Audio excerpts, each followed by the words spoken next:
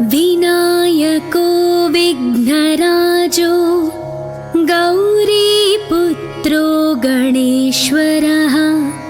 स्कन्दाग्रजो व्ययः पूतो दक्षोऽध्यक्षो द्विजप्रियः अग्निगर्भच्छिदिन्द्रश्रीप्रदो वाणीप्रदो व्ययः सर्वसिद्धिप्रदः शर्वतनयः शर्वरीप्रियः सर्वात्मकः सृष्टिकर्ता देवोऽनेकार्चितः शिवः शुद्धो बुद्धिप्रियः शान्तो ब्रह्मचारी गजाननः द्वैमात्रयो मुनिस्तुत्यो भक्तविघ्नविनाशनः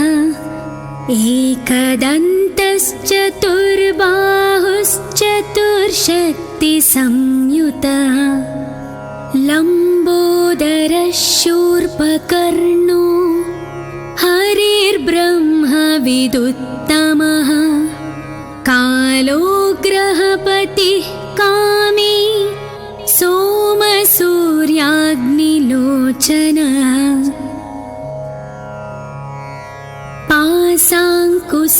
पाशाङ्कुशधरश्चण्डो गुणातीतो निरञ्जनः अकल्मषः स्वयं सिद्धः सिद्धार्चितपदाम्बुजः बीजपूरफलासक्तो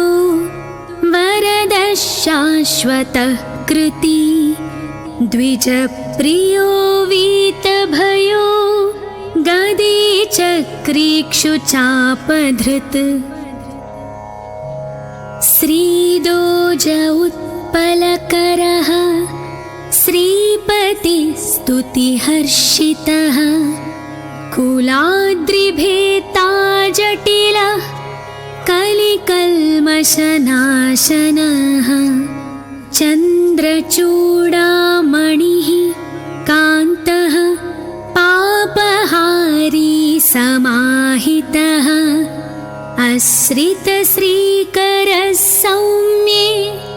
भक्तवाञ्छितदायकः शान्तः कैवल्यसुखदः सच्चिदानन्दविग्रहः ज्ञानी दयायुतो दान्तो ब्रह्मद्वेषविवर्जितः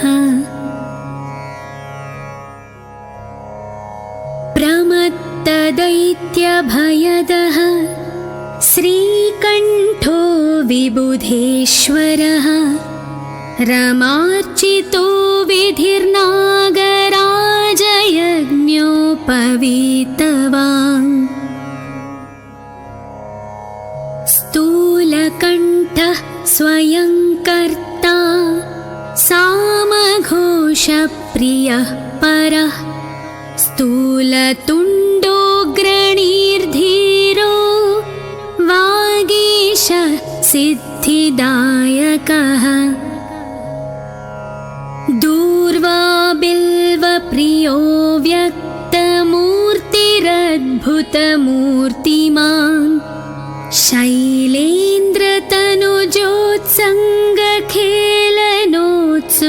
शैलेन्द्रतनुजोत्सङ्गखेलनोत्सुकमानसः स्वलावण्य सुधासारजितमन्मथविग्रहः समस्तजगदाधारो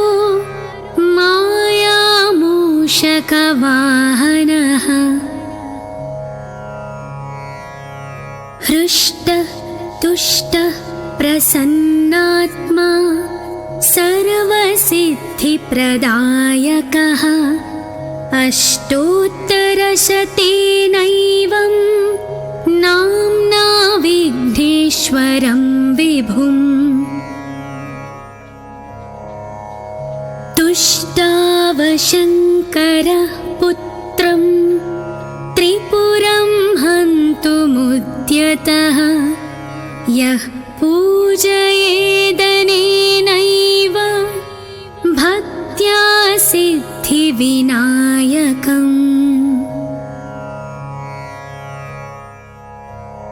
दूर्वादलैः बिल्वपत्रैः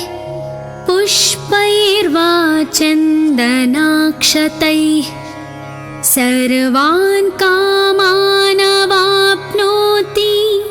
सर्वविघ्नैः प्रमुच्यते इति श्रीभविष्योत्तरपुराणे श्रीविघ्नेश्वर अष्टोत्तरशतनामस्तोत्रम्। विनायको विघ्नराजो गौरीपुत्रो गणेश्वरः स्कन्दाग्रजो व्ययः पूतो दक्षोऽध्यक्षो द्विजप्रियः अग्निगर्भच्छिदिन्द्रश्रीप्रदो वाणीप्रदो व्ययः सर्वसिद्धिप्रदः शर्वतनयः शर्वरीप्रियः सर्वात्मकः सृष्टिकर्ता देवो निकार्चितः शिवः शुद्धो बुद्धिप्रियः शान्तो ब्रह्मचारी गजाननः द्वैमात्रयो मुनिस्तुत्यो भक्तविघ्नविनाशनः एकदन्तश्चतुर्बाहुश्चतुर्शक्तिसंयुतः लम्बोदरः शूर्पकर्णो हरिर्ब्रह्मविदुत्तमः कालो ग्रहपतिः कामी सोमसूर्याग्निलोचनः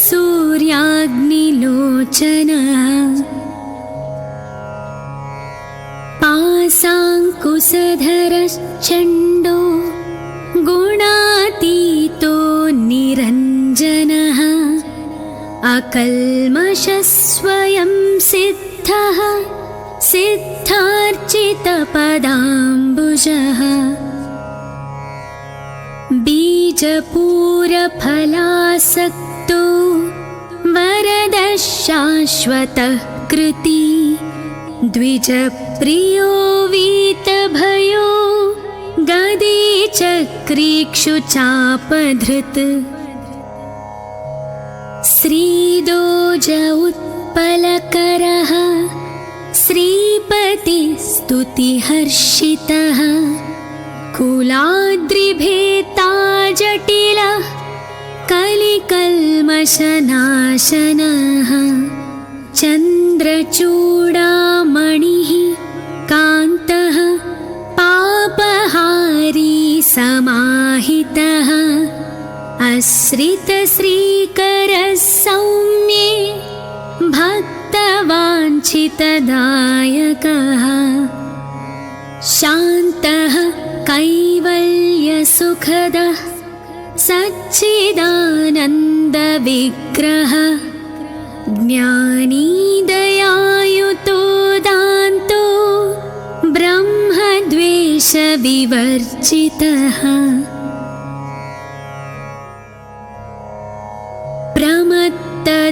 प्रमत्तदैत्यभयदः श्रीकण्ठो विबुधेश्वरः रमार्चितो विधिर्नागराजयज्ञोपवीतवान्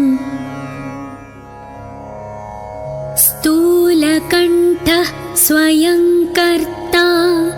सामघोषप्रियः परः स्थूलतुण्डोऽग्रणीर्धीरो वागीश सिद्धिदायकः दूर्वा बिल्वप्रियो व्यक्तवान् शक्तिरद्भुतमूर्तिमान् शैलेन्द्रतनुजोत्सङ्गखेलनोत्सुकमानसः स्वलावण्य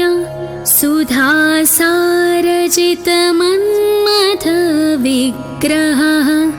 समस्तजगदाधारो मायामूषकवाहनः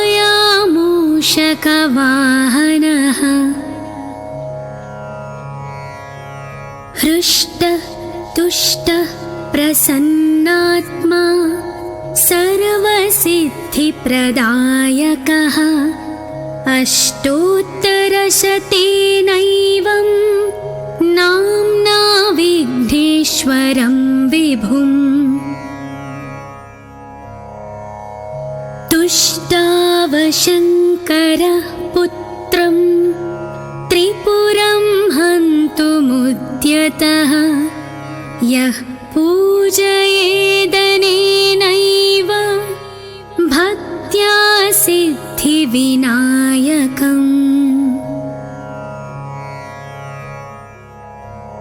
दूर्वादलैः बिल्वपत्रैः पुष्पैर्वा चन्दनाक्षतैः सर्वान् कामानवाप्नोति सर्वविघ्नैः प्रमुच्यते इति श्रीभविष्योत्तरपुराणे श्रीविघ्नेश्वर अष्टोत्तरशतनामस्तोत्रम्। विनायको विघ्नराजो गौरीपुत्रो गणेश्वरः स्कन्दाग्रजो व्ययः पूतो दक्षोऽध्यक्षो द्विजप्रियः अग्निगर्भच्छिदीन्द्रश्रीप्रदो वाणीप्रदो व्ययः सर्वसिद्धिप्रदः शर्वतनयः शर्वरीप्रियः सर्वात्मकः सृष्टिकर्ता देवो निकार्चितः शिवः शुद्धो बुद्धिप्रियः शान्तो ब्रह्मचारी गजाननः द्वैमात्रयो मुनिस्तुत्यो भक्तविघ्नविनाशनः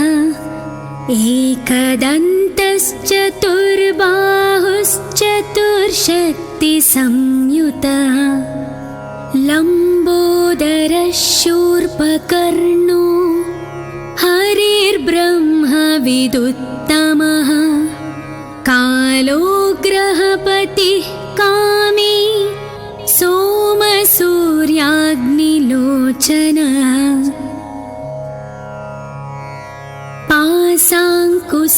पाशाङ्कुशधरश्चण्डो गुणातीतो निरञ्जनः अकल्मषः स्वयं सिद्धः सिद्धार्चितपदाम्बुजः बीजपूरफलासक्तो वरदः शाश्वतः कृती द्विजप्रियो वीतभयो गदीचक्रीक्षुचापधृत् श्रीदोज उत्पलकरः श्रीपतिस्तुतिहर्षितः कुलाद्रिभेता जटिलः कलिकल्मषनाशनः चन्द्रचूडामणिः कान्तः पापहारी समाहितः आश्रितश्रीकरः सौम्ये भक्तवाञ्छितदायकः शान्तः कैवल्यसुखदः सच्चिदानन्दविग्रहः ज्ञानी दयायुतो दान्तो ब्रह्मद्वेषविवर्जितः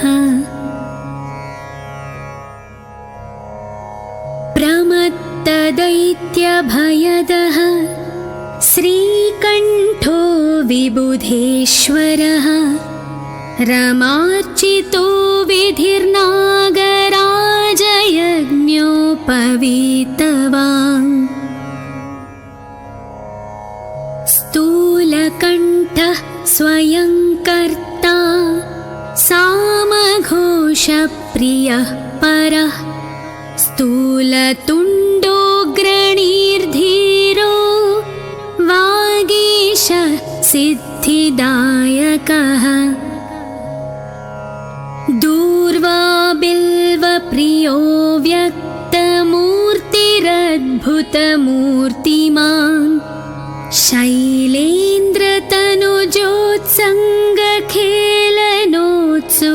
शैलेन्द्रतनुजोत्सङ्गखेलनोत्सुकमानसः स्वलावण्य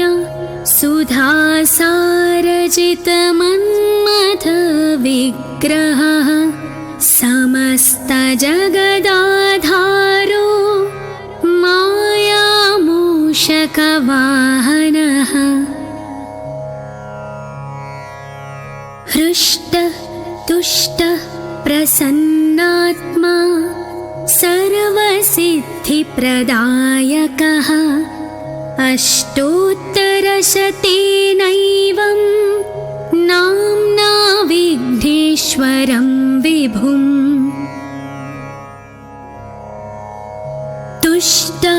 तुष्टावशङ्करः पुत्रं त्रिपुरं हन्तुमुद्यतः यः पूजयेदनेनैव भक्त्या सिद्धिविनायकम्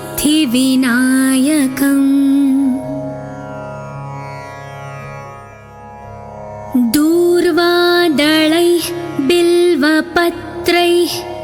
पुष्पैर्वा चन्दनाक्षतैः सर्वान् कामानवाप्नोति सर्वविघ्नैः प्रमुच्यते इति श्रीभविष्योत्तरपुराणे श्रीविघ्नेश्वर अष्टोत्तरशतनामस्तोत्रम्। विनायको विघ्नराजो गौरीपुत्रो गणेश्वरः स्कन्दाग्रजो व्ययः पूतो दक्षोऽध्यक्षो द्विजप्रियः अग्निगर्भच्छिदीन्द्रश्रीप्रदो वाणीप्रदो व्ययः सर्वसिद्धिप्रदः शर्वतनयः शर्वरीप्रियः सर्वात्मकः सृष्टिकर्ता देवोऽनेकार्चितः शिवः शुद्धो बुद्धिप्रियः शान्तो ब्रह्मचारी गजाननः द्वैमात्रयो मुनिस्तुत्यो भक्तविघ्नविनाशनः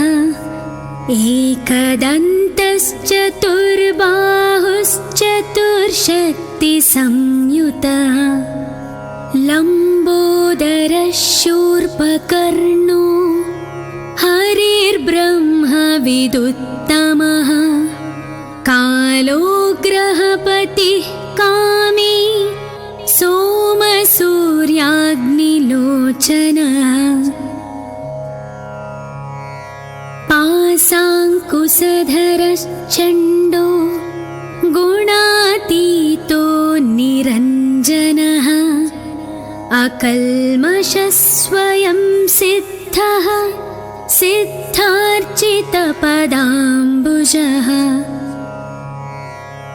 बीजपूरफलासक्तो वरदः शाश्वतः कृती द्विजप्रियो वीतभयो गदी चक्रीक्षुचापधृत् श्रीदोज उत्पलकरः श्रीपतिस्तुतिहर्षितः कुलाद्रिभेता जटिलः कलिकल्मषनाशनः चन्द्रचूडामणिः कान्तः पापहारी समाहितः आश्रितश्रीकरः सौम्ये भक्तवाञ्छितदायकः शान्तः कैवल्यसुखदः सच्चिदानन्दविग्रहः ज्ञानी दयायुतो दान्तो ब्रह्मद्वेषविवर्जितः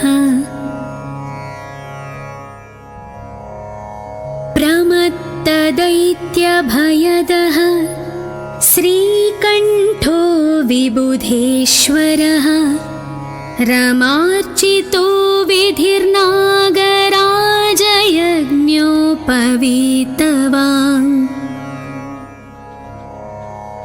स्थूलकण्ठः स्वयं कर्ता सामघोषप्रियः परः स्थूलतुण्डोऽग्रणीर्धीरो वागीश सिद्धिदायकः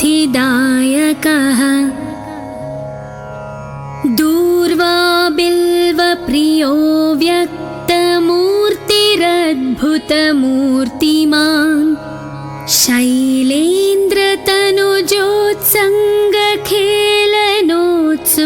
शैलेन्द्रतनुजोत्सङ्गखेलनोत्सुकमानसः स्वलावण्य सुधासारजितमन्मथविग्रहः समस्तजगदाधारो मायामूषकवाहनः हृष्टतुष्टः प्रसन्नात्मा सर्वसिद्धिप्रदायकः अष्टोत्तरशतेनैवं नाम्ना विघ्नेश्वरं विभुम्